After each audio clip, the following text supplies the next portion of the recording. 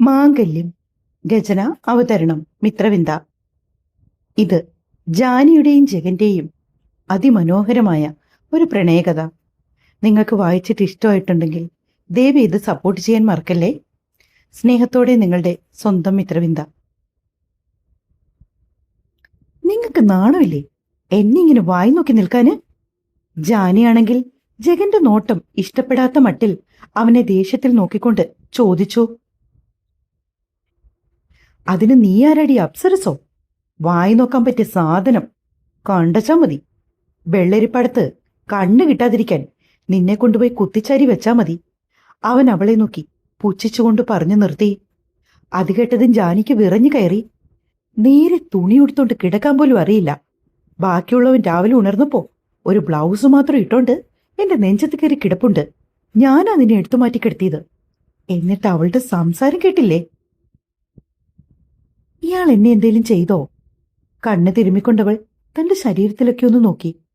അത് കണ്ടതും ജഗന് ദേഷ്യം കൂടി. എന്ത് ചെയ്തോന്ന്? നിന്നെ ഞാൻ എന്താണ് ചെയ്യേണ്ടത്? ജഗൻ ശബ്ദമുയർത്തി. ജാനിയുടെ കണ്ണുകൾ ചെന്നെത്തി നിന്നത് കട്ടിലിന്റെ മൂലയ്ക്ക് ചുരുണ്ടുകൂടി കിടന്ന അവളുടെ നേരിതിലേക്കാണ്. എനിക്ക് തന്നെ നല്ല സംശയമുണ്ട്. നിങ്ങളല്ലേ ആള്? കുടിച്ച വെള്ളത്തിൽ പോലും വിശ്വസിക്കാൻ പറ്റില്ല. ജാനി അത് പറഞ്ഞതും ജഗൻ അവളെ തല്ലാനായി കൈയോങ്ങിക്കൊണ്ടിയെന്നോ. തോന്നിവാസം പറഞ്ഞാലുണ്ടല്ലോ, അടിച്ച് കരണക്കുറ്റി പൊട്ടിക്കും ഞാന്. തല്ലടോ, ധൈര്യം ഉണ്ടെങ്കിൽ ഒന്ന് തല്ലി നോക്ക്. അത് പറഞ്ഞുകൊണ്ട് ഇരുന്നിടത്ത് നിന്ന് ജാനി ചാടി എഴുന്നേറ്റതും അവൾ നെഞ്ചോട് ചേർത്ത് പിടിച്ച കംഫർട്ട് ഊർന്ന് താഴേക്ക് പോയത് ഒന്നിച്ചായിരുന്നു. പെട്ടെന്ന് അവൾ ഇരു കൈകളും മാറിനു കുറുകെ പിണച്ചു വെച്ചുകൊണ്ട് മുഖം താഴ്ത്തി നിന്നു. ഒന്നിറങ്ങി പോകുന്നുണ്ടോ? അവൾ പിറുപിറുത്തു. ആദ്യമായി കാണുന്ന പെണ്ണുടലിന്റെ വശ്യതയിൽ അവന്റെ മിഴികളുടക്കിയതും പുറത്താരോ വാതിലെ തട്ടിയതും ഒരുമിച്ചായിരുന്നു. ഏട്ടാ! പെട്ടെന്ന് ജഗൻ തറയിക്കിടുന്ന കംഫർട്ട് എടുത്ത് ജാനിയുടെ ഉടലിൽ ചുറ്റി. ഈശ്വര, ആ പെണ്ണിതുവരെ എഴുന്നേറ്റില്ലേ? കാലത്ത് 6 മണിക്ക് വിളിക്കണമെന്ന് പറഞ്ഞവളാ. മിതു മനസ്സിലോർത്തു. മിതുവിന്റെ ശബ്ദം വാതിക്കൽ നിന്ന് കേട്ടതും കംഫർട്ട് നെഞ്ചോട് അടുക്കി പിടിച്ചുകൊണ്ട് ജാനി ബാത്റൂമിന്റെ നേർക്ക് ഓടിപ്പോയി. ജാനി റൂമിൽ നിന്ന് പോയെന്ന് കണ്ടതും റൂം മൊത്തത്തിലൊന്ന് വീക്ഷിച്ചുകൊണ്ട് ജഗൻ ഒരു വേള നിന്നു. അവളുടെ നേരിയതെടുത്ത് അവൻ ഡ്രസ്സിംഗ് റൂമിലേക്ക് കൊണ്ടുപോയി. അപ്പോഴും മിതു വാതിലിൽ ആഞ്ഞു മുട്ടുന്നുണ്ട്. ജഗൻ നേരെ പോയി വാതിൽ തുറന്നു. എന്താ ഇത്ര രാവിലെ? ഉറക്കച്ചടവോടെ അവൻ ചോദിച്ചു. സമയം 7 മണി കഴിഞ്ഞേട്ടാ. ജാനി എവിടെ?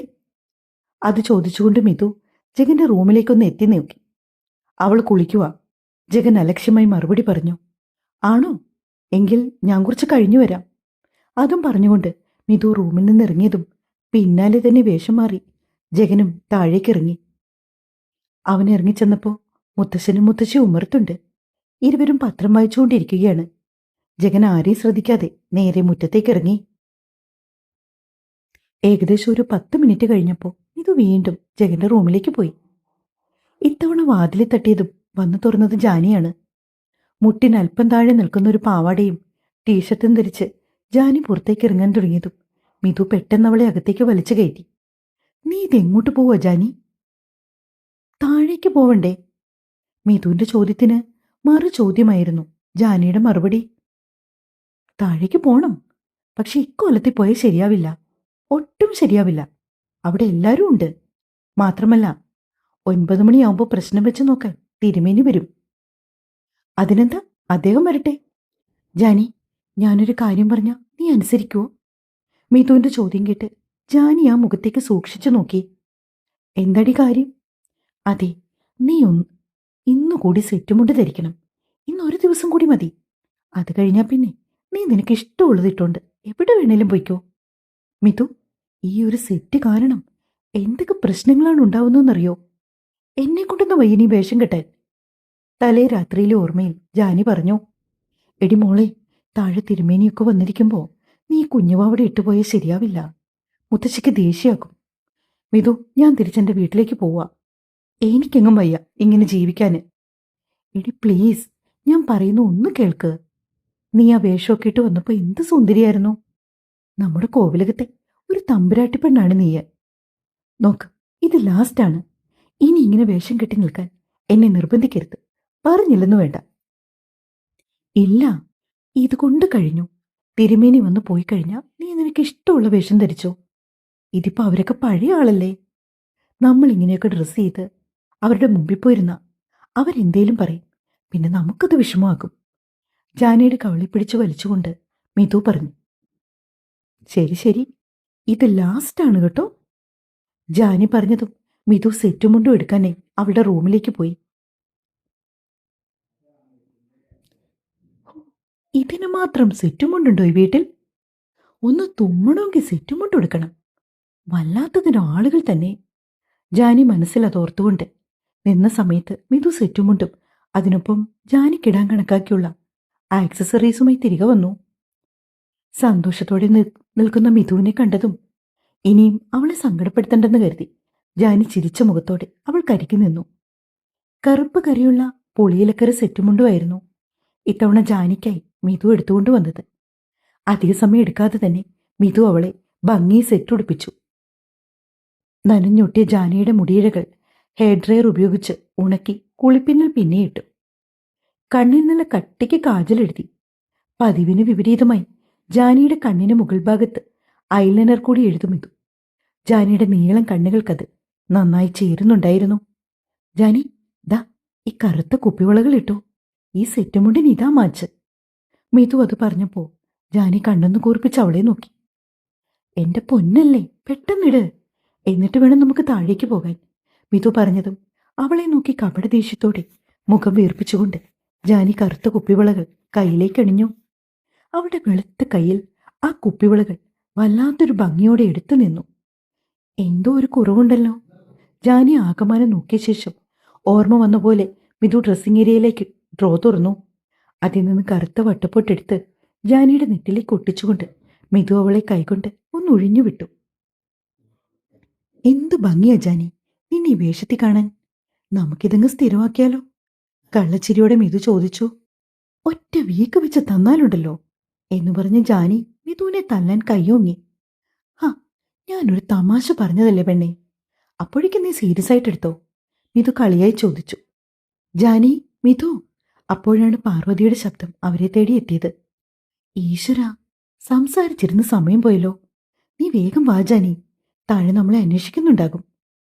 അവർ രണ്ടാളും താഴേക്ക് വരുമ്പോൾ പടികളിറങ്ങി എത്തുന്നതിന് തൊട്ടു താഴെയായി പാർവതി നിൽപ്പുണ്ട്. എത്ര നേരായി മിതു നീ ജാനി ഒരുക്കിക്കൊണ്ടുവരാൻ മുകളിലേക്ക് പോയിട്ട്? മിതുവിനെ നോക്കി പാർവതി ചോദിച്ചു.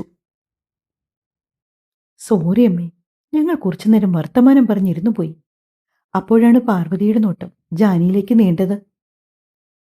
കറുത്ത കരയുള്ള പുളിയിലക്കര നേരിയതു മുണ്ടിൽ ആരുടെയും മനമയക്കുന്ന പുഞ്ചിരിയോടെ അവരുടെ സംസാരങ്ങൾ ശ്രദ്ധിച്ചു നിൽക്കുന്ന ജാനി. ജാനി വരൂ, ആഹാരം കഴിക്കാൻ. തിരുമേനിയും എത്താൻ ഇനി കുറച്ച് സമയം കൂടിയുള്ളൂ. ബാക്കിയുള്ളവരെല്ലാം ആഹാരം കഴിച്ചു. ഇനി നിങ്ങളും കൂടിയേ ഉള്ളൂ. പാർവതി പറഞ്ഞത് കേട്ട് ജാനിക്ക് നേരിയ ആശ്വാസം തോന്നി. ഭാഗ്യം, ഇനി ജഗനെ ഊണുമേശയിൽ ഫേസ് ചെയ്യണ്ടല്ലോ. അതേ ആശ്വാസത്തോടെ ജാനി മിതുവിനൊപ്പം ഡൈനിങ് ഹാളിലേക്ക് നടന്നു.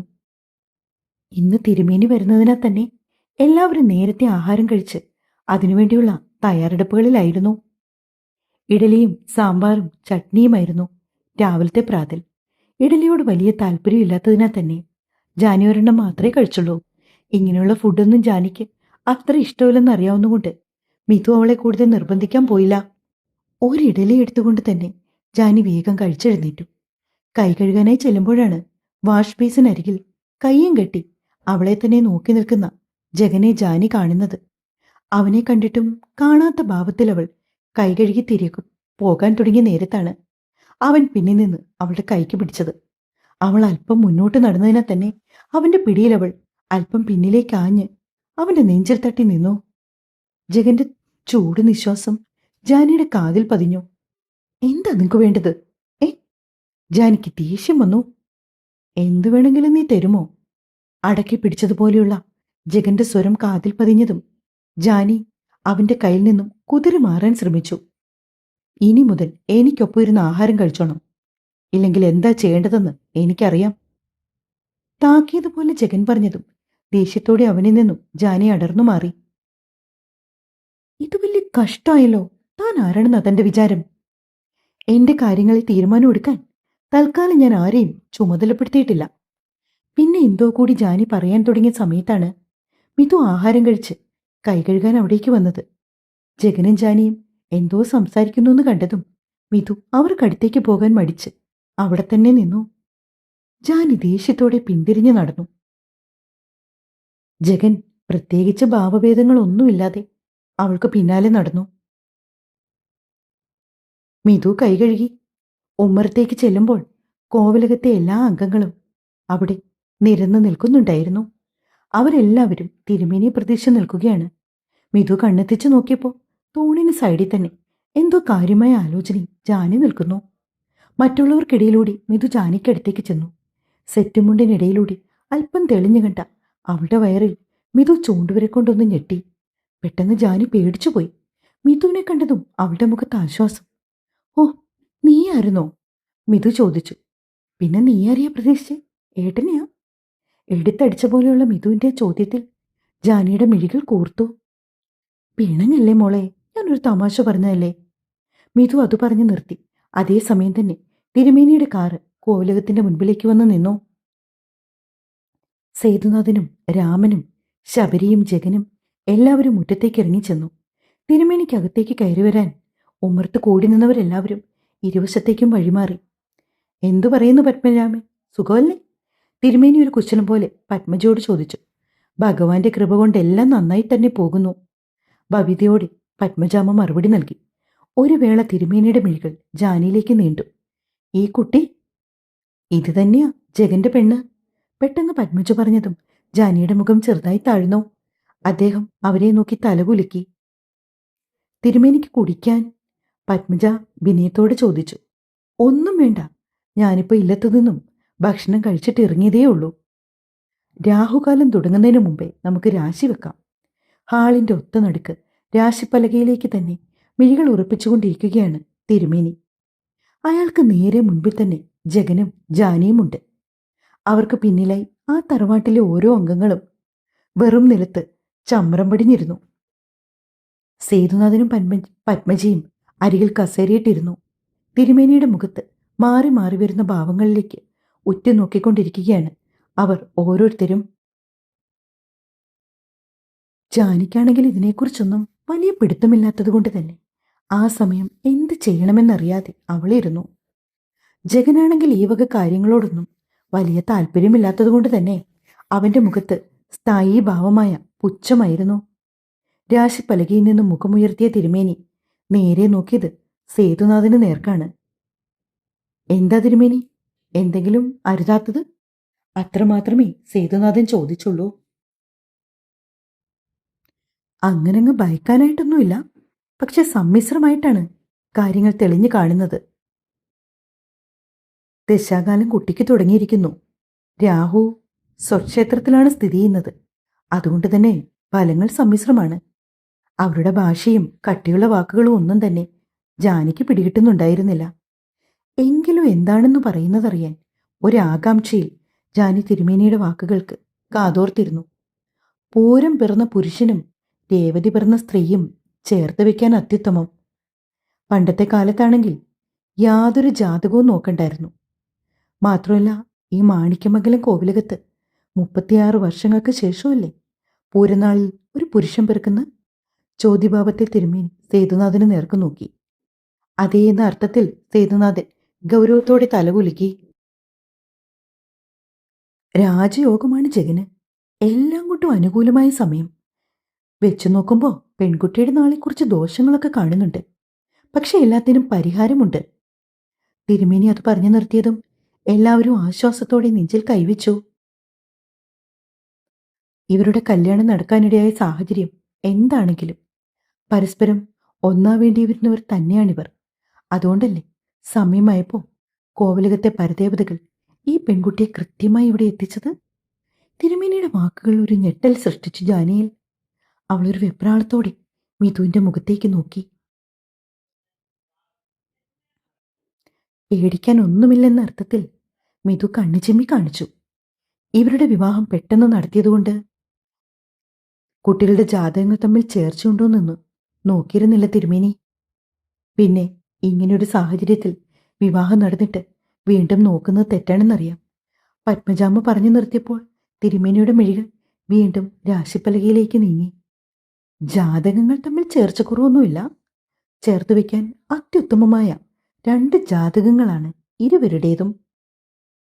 മാത്രമല്ല, ആദ്യം കുറച്ച് തടസ്സങ്ങളൊക്കെ ഉണ്ടെങ്കിലും വളരെ വൈകാതെ തന്നെ ഇവരിരുവരും ഇപ്പോഴുള്ള അകൽച്ചയൊക്കെ മാറി നല്ല രീതിയിൽ ഒരുമിച്ച് ജീവിക്കും. മാത്രമല്ല, ഇവർ ഇരുവർക്കുമായി പിറക്കുന്ന കുട്ടി ഈ മാണിക്യമംഗലം കോവിലകത്തിന്റെ സകല ഐശ്വര്യങ്ങൾക്കും ഹേതുവാകും. ഈ കോവിലകത്തിന് അനന്തരാവകാശിയാണ് ജനിക്കാൻ പോകുന്നത്. അതായത് ആൺകുട്ടി. ജഗന്നാഥനും ജാൻവിക്കും 2 വർഷത്തിനിടയിൽ ഒരു ആൺകുട്ടി പിറക്കും. അവന്റെ ജനനത്തോടെ ഈ കോവിലകത്തിന്റെ പേരും പ്രശസ്തിയുമൊക്കെ 10 മടങ്ങായി വർദ്ധിക്കും. പെട്ടെന്ന് തിരുമേനിയുടെ വായിൽ നിന്ന് ആ വാക്കുകൾ വീണ അതേ സമയത്ത് ജാനി വല്ലാത്തൊരു വെപ്രാളത്തിൽ ജഗനെ നോക്കി. അവന്റെ കണ്ണുകളും ആ നേരം അവളിലാണ്. ഇരുമിഴികളും തമ്മിൽ ഇടഞ്ഞു. ഭംഗിയായി കരിയെഴുതിയ അവളുടെ മിഴിയുടെ ആഴങ്ങളിലേക്ക് അറിയാതെ നോക്കിയിരുന്നു പോയി ജഗൻ. പെട്ടെന്ന് തന്നെ ജാനി അവളുടെ ദൃഷ്ടി പിൻവലിച്ചു. കൈകൾ കൂട്ടിപ്പിടിച്ച് മനസ്സിലെ സമ്മർദ്ദം നിയന്ത്രിച്ചുകൊണ്ട് ജാനി തിരുമേനിയുടെ മുഖത്തേക്ക് നോക്കി. എന്നാൽ തിരുമേനിയുടെ വായിൽ നിന്ന് വീണ വാക്കുകൾ കോവിലകത്തുള്ളവർക്ക് സമ്മാനിച്ച സന്തോഷം അതൊരുപാട് വലുതായിരുന്നു. അവരെല്ലാവരും ഒരു പുഞ്ചിരിയോടെ പരസ്പരം നോക്കുന്നുണ്ട്. പാർവതിയാണെങ്കിൽ നെഞ്ചിൽ കൈവച്ച് സമാധാനത്തോടെ ഇരിക്കുകയാണ്.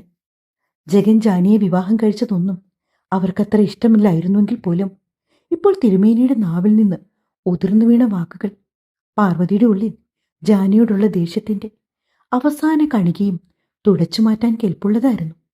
പിന്നെ കുറച്ചുനാൾ ഈ കുട്ടിക്കത്ര നല്ല സമയമല്ല. അതുമാത്രമേ ഞാൻ നോക്കിയിട്ട് ദോഷമുള്ളൂ. വ്യക്തമായി പറയാമോ തിരുമേനി? ആകുലതയോടെ സേതുനാഥൻ ചോദിച്ചു. മറ്റൊന്നുമല്ല, മരണത്തിന്റെ നിഴൽ അത് ഈ കുട്ടിയെ വിട്ടകന്നു പോകാൻ മടി കാണിക്കും പോലെ. എല്ലാത്തിനും ശ്രദ്ധ വേണം. അഗ്നി, വെള്ളം, വിഷം ഇവയൊക്കെയാണ് ജാൻവിക്ക് ശത്രുവായി നിൽക്കുന്നത്. അതായത് ഈ വക കാര്യങ്ങളുമായി ഇടപഴകുമ്പോൾ നന്നായി ശ്രദ്ധ ആവശ്യമാണ്. എന്ന് കരുതി ഇത് സംഭവിക്കണമെന്നില്ല. 6 മാസമെന്ന് പറയുന്നത് ഈ കുട്ടിയുടെ ദോഷത്തിന്റെ കാഠിന്യം കൂടുന്ന സമയമാണ്. വേണ്ടാത്ത ചിന്തകളും വിചാരങ്ങളുമൊക്കെ ഇവളെ കടന്നാക്രമിക്കും. തനിക്കാരുമില്ല, ആർക്കും വേണ്ടാത്തവളാണ് താന്. വെറുതെ ഒരു ജന്മം, ഇതെങ്ങനെയും തീർന്നു കിട്ടിയാൽ മതി. താൻ മരിച്ചു പോകുമോ എന്നൊക്കെ ചിന്തിച്ചു കൂട്ടും. എല്ലാം ജാതകവശാലുള്ള സമയദോഷത്തിൻ്റേത് മാത്രമാണ്. പെട്ടെന്ന് തിരുമേനിയുടെ നാവിൽ നിന്നും മരണമെന്ന് കേട്ടതും ജാനിയുടെ മിഴികൾ മിതുവിൽ ചെന്നെത്തി. അവളുടെ കണ്ണിൽ കണ്ട നീർത്തിളക്കം ജാനിയെ ഉലച്ചു കളഞ്ഞോ. തിരുമേനി പറഞ്ഞ പോലെ തനിക്ക് എന്തെങ്കിലും പറ്റുമെന്നവൾ ഓർത്തു. കോവിലകത്തെ എല്ലാ മുഖങ്ങളിലും സങ്കടമാണ്. തിരുമേനിയുടെ വാക്കുകൾ ആദ്യം കേട്ടപ്പോൾ എല്ലാവർക്കും സന്തോഷമായിരുന്നു. എന്നാൽ ജാനിക്ക് ഇത്രമാത്രം ദോഷമുള്ള സമയമാണെന്നറിഞ്ഞതും പത്മജയുടെയും ഗായത്രിയുടെയും മുഖം വാടി. കുനിഞ്ഞ മുഖത്തോടെ ഇരുന്ന ജാനിയുടെ മിഴികളും എന്തെന്നറിയാതെ നിറഞ്ഞു തൂവി. കവളിലൂടെ ഒഴുകി വന്ന കണ്ണുനീർ അവളുടെ കൈത്തണ്ടയിലേക്ക് വീണു. അതേ സമയം തന്നെയായിരുന്നു മടിയിലിരുന്ന ജാനിയുടെ കൈകളിലേക്ക് ജഗന്റെ ബലിഷ്ഠമായ കൈകൾ ചേർന്നത്. ചെറുതായി വിറച്ചുകൊണ്ടിരുന്ന അവളുടെ കൈകൾ നിശ്ചലമായി. പക്ഷേ എന്തുകൊണ്ടോ ആ സമയം ജഗനെ മിഴികൾ ഉയർത്തി നോക്കാൻ അവൾക്ക് കഴിഞ്ഞില്ല. തുടരും. സപ്പോർട്ട് വേണം കേട്ടോ പിള്ളേരെ. ജഗൻ, ജാനി നമുക്ക്